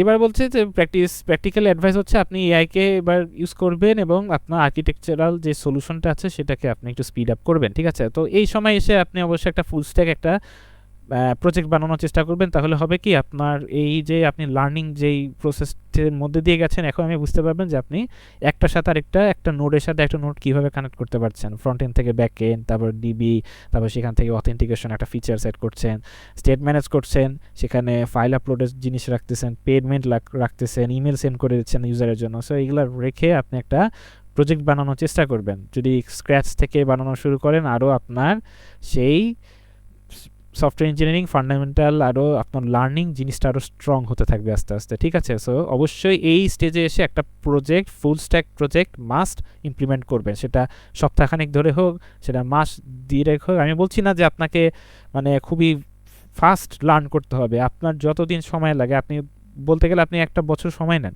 একটা বছর সময় নিয়ে আপনি এই জিনিসটা শিখতে থাকেন, একটা রুটিনের মধ্যে দিয়ে থাকেন, ঠিক আছে। এইভাবে আস্তে আস্তে শিখেন। আমি বলছি না যে আপনাকে খুবই ফাস্টভাবে শিখতে হবে, খালি একটা চোখ বুলো দিয়ে চলে গেলেন সেটা ভাবে না, আপনাকে অবশ্যই ভালো লেভেলের আপনাকে আইডিয়া রাখতে হবে, ঠিক আছে। তো ফার্স্টের দিকে অনেক কিছু মনে থাকবে না, এটা কোনো ফ্যাক্ট না, বাট অবশ্যই মনে রাখবেন যে যখন আপনি কিছু ভুলে যাচ্ছেন আপনি সেই ডকুমেন্টস দেখবেন। ডকুমেন্টস পড়া, আপনার যে ডকুমেন্টস, আমরা মনে করি যে আমার মনে সমস্ত সিনট্যাক্স মনে রাখতে হবে, আসলে সিনট্যাক্স মনে রাখার কিছু না। এটা কোনটা কীভাবে কোথা থেকে ইউজ করতে হবে সেটা আপনার মেনলি জানতে হবে, ঠিক আছে।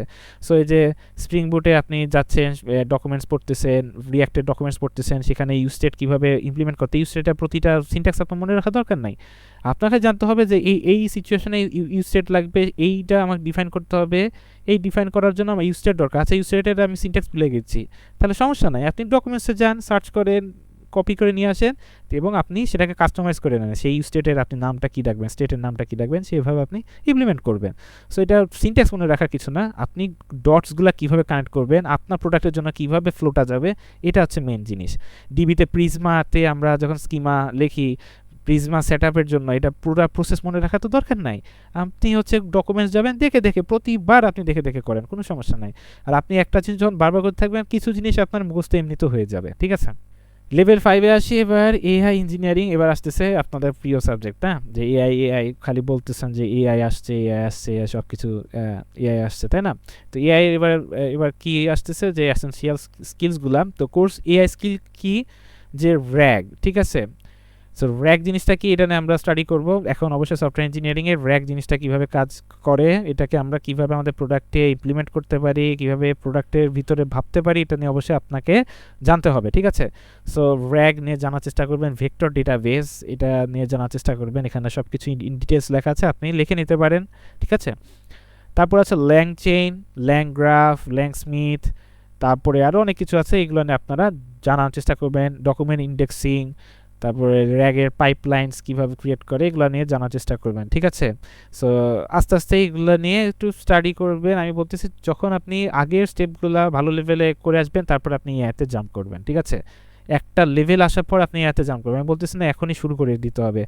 আপনি মোটামুটি লেভেলে বা আপনি এখনও লার্নিংয়ের ভিতর আছেন ফুল স্ট্যাক বা আপনি এআইতে আগেই এআইতে জাম্প করে অনেক কিছু করতেছেন তো আপনি সব কিছুই জগা খিচুড়ি হয়ে যাবে তো একটা ফুল স্ট্যাকে একটা ইন্টারমিডিয়েট লেভেলে আসার পর আপনি এআইতে জাম্প করবেন এবং অবশ্যই এআই এগুলো স্কিলগুলো আস্তে আস্তে নিজের মধ্যে নেওয়ার চেষ্টা করবেন এবং আস্তে আস্তে এগুলাকে আপনার রিয়েল প্রজেক্টে ইমপ্লিমেন্ট করার চেষ্টা করবেন এজেন্টস নিয়ে আপনি একটু স্টাডি করবেন ওপেন এআই এর যে এজেন্টসগুলো আছে ল্যাংগ্রাফ তো এগুলা নিয়ে করে আপনি কিভাবে একটা টাস্কে অটোমেশন করবেন এগুলা নিয়ে অবশ্যই ধারণা রাখবেন তো প্র্যাকটিক্যাল এআই টেকনিক্সগুলো আছে তো এগুলা নিয়ে একটু স্টাডি করবেন তো এআই অটোমেশন N8N তো এই একটা এসেছে আপনি এটা সার্চ করে দেখতে পারেন N8N দিয়ে আপনি কিভাবে অটোমেশন করতে পারেন তো এগুলা নিয়ে একটু দেখবেন একটু ইউটিউবে একটু ঘাটাই দেখবেন যে কিভাবে এগুলা কোন জিনিসগুলোকে সলভ করতেছে কি লেভেলে ফ্লেক্সিবিলিটি দিচ্ছে এগুলো দেখবেন ঠিক আছে তো এগুলো দেখবেন প্রজেক্ট আইডিয়া আছে এখানে অনেক কিছু বলা আছে এআই চ্যাটবট র্যাগ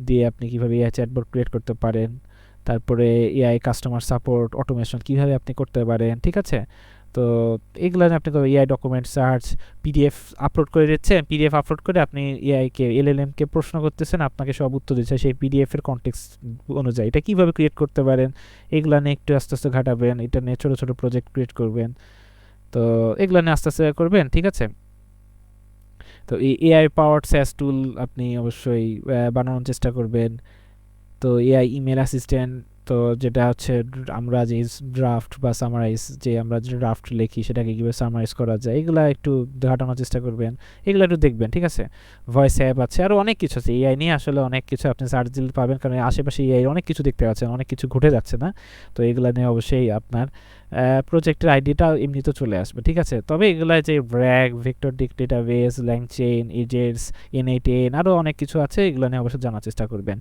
যদি মেশিন লার্নিং নিয়ে যাওয়ার ইচ্ছা থাকে অবশ্যই করতে পারেন ডেটা সায়েন্স মেশিন লার্নিং তো এগুলো নিয়ে যদি আপনার ইচ্ছা থাকে আপনি এগুলো নিয়েও স্টাডি করতে পারেন ঠিক আছে এইবার আসি হচ্ছে খুবই একটা ইম্পর্টেন্ট টপিক যেটা হচ্ছে আমাদের সফটওয়্যার ইঞ্জিনিয়ারদের অবশ্যই মাস্ট জানতে হবে একটা লেভেলে যাওয়ার পরে আমি বলছি না জুনিয়র লেভেলে কিছু কিছু জিনিস লাগে যদি জুনিয়র লেভেলে আপনি এগুলো জানার চেষ্টা করেন অবশ্যই অন্যদের থেকে অবশ্যই অনেক এগিয়ে থাকবেন তবে একটা ইন্টারমিডিয়েট লেভেলে আসার পরে এইগুলো আপনাকে অবশ্যই ভালো লেভেলে জানতে হবে ঠিক আছে তো আর্কিটেকচারাল জিনিসটাই হচ্ছে সফটওয়্যার ইঞ্জিনিয়ারিংয়ে মেন আপনি কিভাবে থিঙ্ক করতেছেন একটা সিস্টেম এত মিলিয়ন ডেটা হ্যান্ডেল করবে এটাকে কিভাবে আপনি সলভ করবেন নেটফ্লিক্স এত ডেটা এত রিকোয়েস্ট কিভাবে হ্যান্ডেল করে এগুলো আপনাকে ভাবতে হবে ঠিক আছে আপনার সিস্টেম কতটুক প্রেশার নিতে পারবে এইগুলো নিয়ে ভাবতে হবে এটা হচ্ছে একটা সফটওয়্যার ইঞ্জিনিয়ারদের একটা মেইন গোল ঠিক আছে আপনার কোড লেখাটা মেইন গোল না গোল হচ্ছে আপনাকে ইউজারকে ফুললি যে আপনার পারফরমেন্স আছে যে আপনার সিস্টেমের যে পারফরমেন্সটা আছে এটা কীভাবে তাকে প্রোভাইড করতে পারেন ঠিক আছে এটার জন্য আপনাকে সেই আর্কিটেকচারাল যে মাইন্ডসেটটা সেটা আপনাকে গ্রো করতে হবে তো ফার্স্ট অফ অল আমি বলি যে সিস্টেম ডিজাইনের সেই বলতে গেলে আপনাকে জানতে হবে সিস্টেম ডিজাইনের আপনার আসে মাইক্রো সার্ভিস তারপরে ক্যাশিং তারপরে মেসেজ কিউ কাফকা RabbitMQ এগুলা কি জিনিস এগুলা কাজ করে মেসেজ কিউ যে কাফকা RabbitMQ এগুলা কীভাবে কাজ করে এটা আসলে কি হেল্প করে থাকে এগুলো দেখবেন event driven architecture distributed system এগুলা বেসিক জানার চেষ্টা করবেন API gateway load balancing, system ডিজাইনে আপনি যদি স্টাডি করেন এগুলো থাকবে। লোড ব্যালেন্সিং থাকবে, মেসেজ কিউ থাকবে, ক্যাশিং থাকবে, micro service, monolithic, scalability, clean architect, DDD মানে ডোমেন ড্রিভেন ডিজাইন, ঠিক আছে? এগুলো নিয়ে আপনি স্টাডি করবেন। এগুলো খুবই ইম্পর্টেন্ট, খুবই কোর লেভেলে আপনি জানার চেষ্টা করবেন, এবং এইগুলা জানার পরে আপনার মধ্যে সেই সফটওয়্যার ইঞ্জিনিয়ারিং মাইন্ডসেট চলে আসবে। আপনি একটা প্রোডাক্টকে এইভাবে চিন্তা করে আপনি বানাতে পারবেন। আপনি 100 জনের জন্য যে চিন্তা করবেন, 1 লক্ষর জন্য আপনার অন্য লেভেল একটা চিন্তা আসবে যখন আপনি এইগুলা আপনার মধ্যে থাকবে। এইগুলার যে কনসেপ্ট যখন থাকবে, তখন আপনি 1 লক্ষর জন্য যে প্রোডাক্টটা বানাবেন সেটার স্ট্রাকচারাল ডিজাইন একরকম হবে, আর আপনি যখন 100 জনের জন্য বানাবেন তখন স্ট্রাকচারাল ডিজাইন অন্যরকম হবে। সো এই দুইটার অনেক তফাৎ থাকবে, আপনি তখন নিজেকেই তফাৎ খুঁজতে পারবেন। আর এগুলো যদি কনসেপ্ট না থাকে, আপনি আপনার সব কিছু সেম হতে থাকবে। আপনি মনে করবেন এটাও হয়তো 100 জন হ্যান্ডেল করলে এটা 1 লাখও করতে পারবে, বাট আসলে রিয়েল লাইফে এটা কখনো পসিবল না। তো আর্কিটেকচারাল মাইন্ডসেটটা গ্রো করার জন্য সিস্টেম ডিজাইনে অবশ্যই প্রো লেভেলের নলেজটা জানা রাখা অবশ্যই গুরুত্বপূর্ণ। লেভেল 7-এ ডেভঅপস ক্লাউড, অবশ্যই এআই এরাতে আপনাকে জানতে হবে। ডকার, এই যে এটা আসছে, কন্টেনারাইজ করা ডকার কিভাবে সাহায্য করে এটাকে আপনার জানতে হবে। ডকারে আপনি অনেক ভিডিও পাবেন, ইউটিউবে অনেক টিউটোরিয়াল পাবেন। এটা নিয়ে আপনি বেসিক যে লেভেলে কিভাবে একটা ইমেজ ক্রিয়েট করতে হয়, কিভাবে কন্টেনার রান করতে হয়, কিভাবে আপনি ডকারের ভিতরে আপনি একটা মানে কি একটা বলতে গেলে একটা সার্ভিস রান করে সেটার সাথে আপনি কিভাবে কমিউনিকেট করতে পারবেন আপনার মেশিন দিয়ে, এইগুলো অনেক কিছু আপনাকে জানতে হবে। এইগুলো আপনি স্টাডি করবেন ডকার, ঠিক আছে? ন্যূনতম ডকারের নলেজ রাখতে হবে। সিআইসিডি পাইপলাইন, ঠিক আছে? গিটহাব অ্যাকশনস আছে, এটা আপাতত ফ্রি ইউজ করা যায়, আপনি এটা দেখতে পারেন। কুবারনেটিসের বেসিক্স জানতে পারেন। ডকার জানার পরে আপনি কুবারনেটিসের নিয়ে ট্রাই করতে পারেন। তো ডকার আগে আগে ডকারটা নিয়ে শিখবেন, তারপরে কুবারনেটিসের বেসিকটা আপনি শিখবেন। এডাব্লিউএস এর কথা আমি বলেছি, এডাব্লিউএস এর যদি আপনার কার্ড থাকে তাহলে তো খুবই ভালো, আপনি এডাব্লিউএস নিয়ে অনেক স্টাডি করতে পারেন, এবং এডাব্লিউএসটা অনেক ইম্পর্টেন্ট। আপনি যদি এডাব্লিউএস এর আপনি যদি মাস্টার হতে পারেন, তাহলে আপনার একটা অন্য লেভেলের অন্য লেভেলে আপনার একটা ডিমান্ড থাকবে, অন্যদের থেকে আপনি অনেক আগায় থাকবেন। যদি আপনি এডাব্লিউএস স্টাডি করেন, এডাব্লিউএস এর আপনার আলাদা একটা সার্টিফিকেট থাকে, এডাব্লিউএস এক্সাম হয়, এক্সামে বিভিন্ন লেভেলের এক্সাম আছে। তো এগুলাতে যদি আপনি এক্সামে ভালো লেভেলের মার্কস পান, তাদের কাছ থেকে যদি আপনি সার্টিফিকেট অর্জন করেন, তাহলে আপনার আপনি কি লেভেলে যাবেন আপনি নিজেও জানবেন না, কারণ আপনার তখন ডিমান্ডটা যে লেভেলে থাকবে আপনার কোম্পানি আপনাকে হায়ার করার চেষ্টা করবে, ঠিক আছে? সো এডাব্লিউএস যদি স্পেশালিস্ট হন তাহলে অবশ্যই এটা অনেক ডিমান্ড, এবং এখন এসে এডাব্লিউএস এর ডিমান্ড আরও বেশি, ঠিক আছে? তো এডাব্লিউএস এ যদি আপনি স্টাডি করেন, এডাব্লিউএস এ আপনি ভালো লেভেল স্টাডি করে এইগুলা অর্জন করার চেষ্টা করবেন, ঠিক আছে? সার্ভারলেস আর্কিটেকচার নিয়ে পড়াশোনার চেষ্টা করবেন। সার্ভারলেস আর্কিটেকচার এখনকার প্রোডাক্টে সার্ভারলেস আর্কিটেকচার ভালো লেভেলে মানে এখন এটা ডিমান্ড বাড়ছে আস্তে আস্তে। তো সার্ভারলেস আর্কিটেকচার নিয়ে একটু স্টাডি করবেন। তো সবসময় মনে রাখবেন, cloud is the backbone of AI apps. তো এআই আসলো এবং সব কিছু শেষ করে দিল এরকম না। এআইকে ডিপ্লয়মেন্টের জন্য ক্লাউড লাগবে। ক্লাউডটাকে আপনাকে সেই প্রোডাক্টটাকে রিপ্রেজেন্ট করার জন্য আপনাকে ফ্রন্ট এন্ড ব্যাক এন্ড এবং ডেটাবেস লাগবেই। তো সেটার জন্য সফটওয়্যার ইঞ্জিনিয়ার লাগবেই, ঠিক আছে? সো এই তো লেভেল 7 গেল। লেভেল 8 আসে যে এবার আপনার স্পেশালাইজেশন যে আপনার কোন রোলটা আপনি সিলেক্ট করবেন, এটা এখন থেকে আপনি তারপরে আস্তে আস্তে আপনি সেটাতে ফোকাস করবেন, এবং আস্তে আস্তে সেটাতে ফোকাস হয়ে সেটাতে কাজ করার চেষ্টা করবেন। সেটাতে এআই ফুল স্ট্যাক ইঞ্জিনিয়ার হতে পারে, এআই প্রোডাক্ট ইঞ্জিনিয়ার হতে পারে, তবে এজেন্ট ডেভেলপার হতে পারেন, ব্যাক এন্ড আর্কিটেক্ট হতে পারেন, ডেভঅপস ক্লাউড ইঞ্জিনিয়ার হতে পারেন, automation engineer, N8N plus AI, এটাতে আপনি যেতেই পারেন, এটা আছে, ভালোই আছে। এটা ডেটা ইঞ্জিনিয়ারিং এবং এআই ইন্টিগ্রেশন ইঞ্জিনিয়ার হতে পারে, ঠিক আছে? তবে এখন বলতে গেলে কি উপরে যে জিনিসটা যে এআই ফুল স্ট্যাক ইঞ্জিনিয়ার, এটা খুবই ভালো। এটা এখন আপনি এটা প্রায় সব কোম্পানিতে আস্তে আস্তে তারা এআইটাকে গ্র্যাব করে নিচ্ছে ফুল স্ট্যাকের সাথে, এবং ব্যাক এন্ড আর্কিটেক্ট, ডেভঅপস এগুলোর অনেক ভালো লেভেলের ডিমান্ড আছে। তো আপনি একটা এগুলাতে দেখতেই পারেন। তো এখন বলতে গেলে সফটওয়্যার ইঞ্জিনিয়ারিং জিনিসটা আসলে হাইব্রিড ইঞ্জিনিয়ার হয়ে গিয়েছে, ঠিক আছে? হাইব্রিড বলতে কি full stack plus AI plus architect, তো সব কিছু মিলে ফুল স্ট্যাক এআই আর্কিটেক্ট এই সব কিছু মিলে একটা আপনার ইঞ্জিনিয়ার তৈরি হচ্ছে। এক সময় ফ্রন্ট এন্ড আলাদা থাকতো, ব্যাক এন্ড আলাদা থাকতো, এখন ফুল স্ট্যাক হয়ে যাচ্ছে। সব হয়ে গিয়েছে, রাতারাতি চেঞ্জ হয়ে গিয়েছে এরকম না, আস্তে আস্তে হচ্ছে, এবং নেক্সট যে সমস্ত রোল আসবে সেটা ফুল স্ট্যাকই হয়ে যাবে, এবং ফুল স্ট্যাকের সাথে অবশ্যই এআই সেই নলেজটা রাখতে হবে। তো আপনাকে এখন থেকে যদি আপনি ফুল স্ট্যাক প্লাস এআইটাকে যদি নিজের মধ্যে ইন্টিগ্রেট করে নিতে পারেন, তাহলে আপনি এখন আপ টু ডেট থাকবেন, কোনো চিন্তা থাকবে না। আমি বলে রাখছি আপাতত এখনকার কনটেক্সট অনুযায়ী আপনি যদি ফুল স্ট্যাকের সাথে এআইটাকে ইন্টিগ্রেট করে রাখেন এবং সেই এআই দিয়ে নলেজ দিয়ে আপনি এআই রিলেটেড প্রোডাক্ট ক্রিয়েট করতে পারেন, এআইটাকে ইন্টিগ্রেট করতে পারেন ফুল স্ট্যাক অ্যাপের মধ্যে, তাহলে আপনি আপ টু ডেট আছেন এবং আপনি অন্যদের সাথে কম্পিট করতে পারবেন। ঠিক আছে, এবার আসি recommended learning path based on time. ঠিক আছে, এটা আসলে আমি এই জিনিসটা আমি রাখতেও চাচ্ছি না, কারণ এটা ডিপেন্ড করতেছে আপনার উপর। এক একজনের লার্নিং কার্ভ এক এক রকম, এক একজন একদিনে একটা জিনিস শিখতে পারে, এক একজনের 10 দিনও লাগতে পারে, এটা তার কোনো প্রবলেম না। এটা আসলে বিষয়টা হচ্ছে কে কীভাবে জিনিসটাকে পুরোপুরি নিতে পারছে। ঠিক আছে, সো এখানে 6 থেকে 9 মাস ফার্স্ট জবের জন্য যদি জাভাস্ক্রিপ্টে যান, তাহলে এটা আসলে ডিপেন্ড করতেছে আপনার উপরে। এটা 6 থেকে 9 মাস, এটা কারো 1 বছর লাগতে পারে, কারো 2 বছরও লাগতে পারে, কেউ 3 মাসেও কমপ্লিট করতে পারে, কেউ 6 মাসেও করতে পারে। তো এটা তার উপরে ডিপেন্ড করতেছে, সো এটা কোনো ফ্যাক্ট না। আপনি আপনার স্পিড অনুযায়ী, আপনার যেটা আপনার কাছে যেটা ফ্লেক্সিবিলিটি লাগতেছে, আপনার কাছে কমফোর্ট জোন যেটা, সেই অনুযায়ী আপনি সেটাকে আগান। এন্টারপ্রাইজ লেভেলে যদি যেতে চান, তাহলে আপনি জাভা, স্প্রিং বুট, রিয়াক্ট বা অ্যাঙ্গুলার সিলেক্ট করতেই পারেন। আর যদি এআই ফোকাসড হন, তাহলে আপনি পাইথন, ফাস্ট এপিআই, ল্যাংচেন, এজেন্টস, ক্লাউডে যেতে পারেন। ঠিক আছে, সো এই তো এই তো ছিল সফটওয়্যার ইঞ্জিনিয়ারিংয়ের রোড ম্যাপ, এবং আশা করি আপনারা অনেক কিছু জেনেছেন। ঠিক আছে, যে কীভাবে শুরু করতে হয়। এবার আমি বলি একটা বিষয়, যে সেটা হচ্ছে এরা শুধু দেখলেন আর শুরু করে দিলেন এরকম না। ঠিক আছে, যে আপনি আজকে শুরু করলেন, আজকে একটু ভালো লাগলো, কালকে ভালো লাগলো না, পরশুদিন করলেন, আবার 2 দিন ভালো লাগলো না, 3 দিন রেস্ট নিলেন, 4 দিনে মুভি দেখলেন, 5 নম্বর দিনে আপনি গেম খেললেন। এভাবে করলে আসলে কিছুই হবে না। ঠিক আছে, আপনাকে একটা স্টাডি প্ল্যান করতে হবে। নতুন বছর যখন শুরু হচ্ছে বা শুরু হবে, তখন আপনি কি করবেন, আপনার স্টাডি প্ল্যান নিজেকে চেঞ্জ করার, আপনার নিজেকে প্রমিস করতে হবে। যদি আপনার সত্যি ডেডিকেশন থাকে এই ফিল্ডে, আপনাকে নিজেকে প্রমিস করতে হবে যে আমি আপনার যেইটুক সময় আপনি আপনার লাইফ থেকে আপনি এই ক্যারিয়ারে দিতে চান, আপনাকে সেই সময়টাকে অবশ্যই ফিক্সড করতে হবে। সেটা 2 ঘন্টা হতে পারে, 3 ঘন্টা হতে পারে, 4 ঘন্টা হতে পারে, আপনার যতটুক।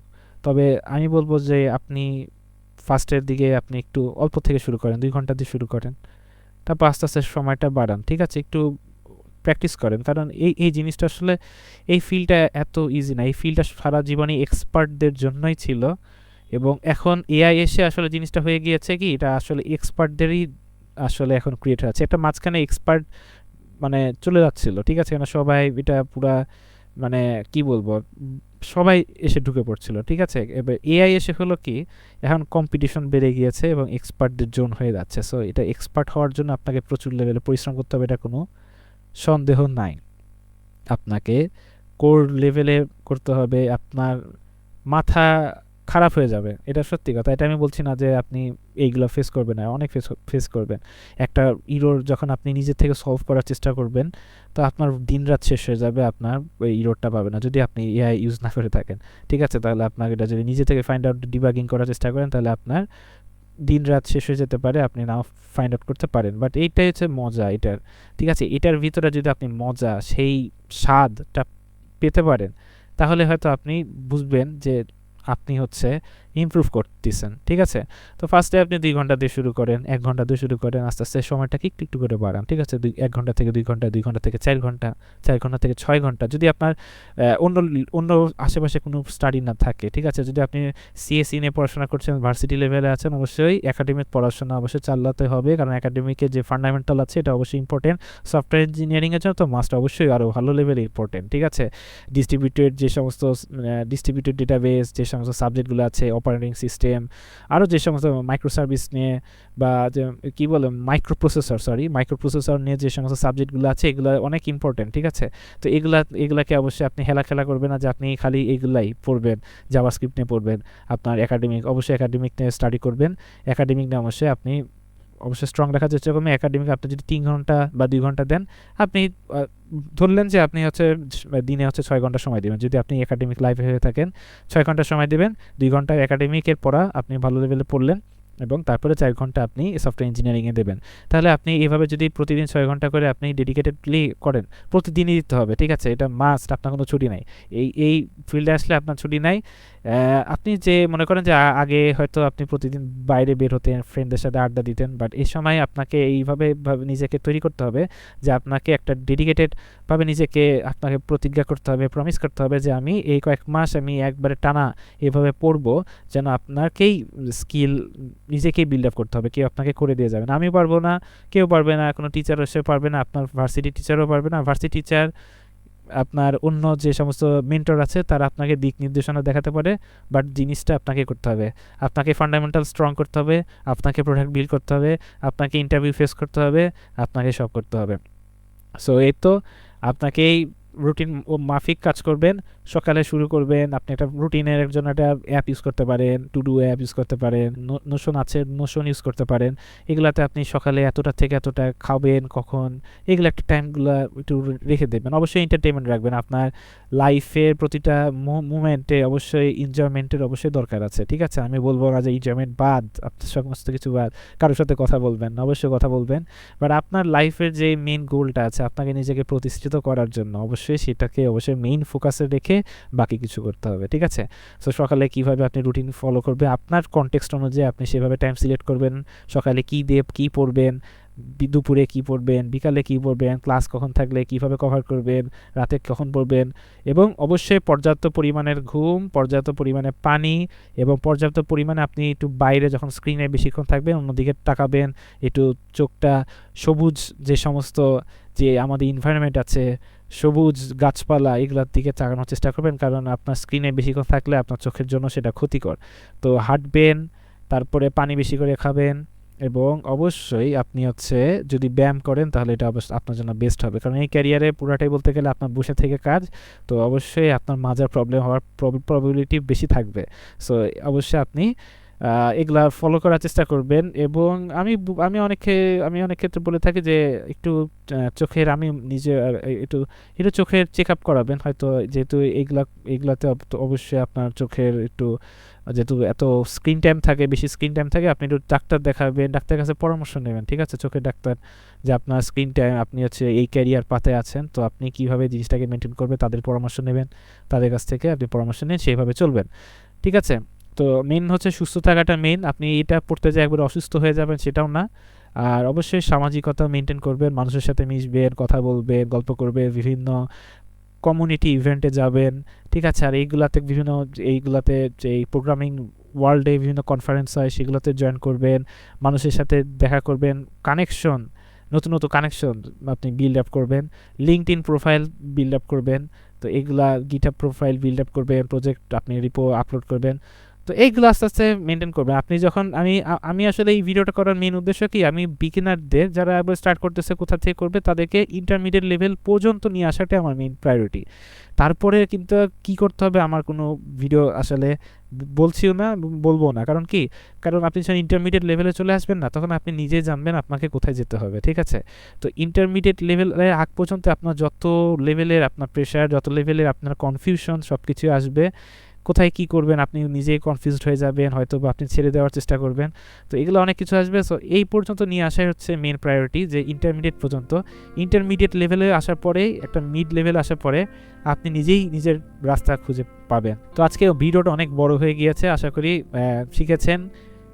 শুরু করেন, রুটিন বানান, পড়তে থাকেন, এবং প্রোডাক্ট বিল্ড আপ করেন, কমিউনিটিতে কন্ট্রিবিউট করেন, ঠিক আছে? তো ভালো থাকবেন, ধন্যবাদ সকলকে, দেখা হবে অন্য কোনো ভিডিওতে, ভালো থাকবেন, থ্যাংক ইউ।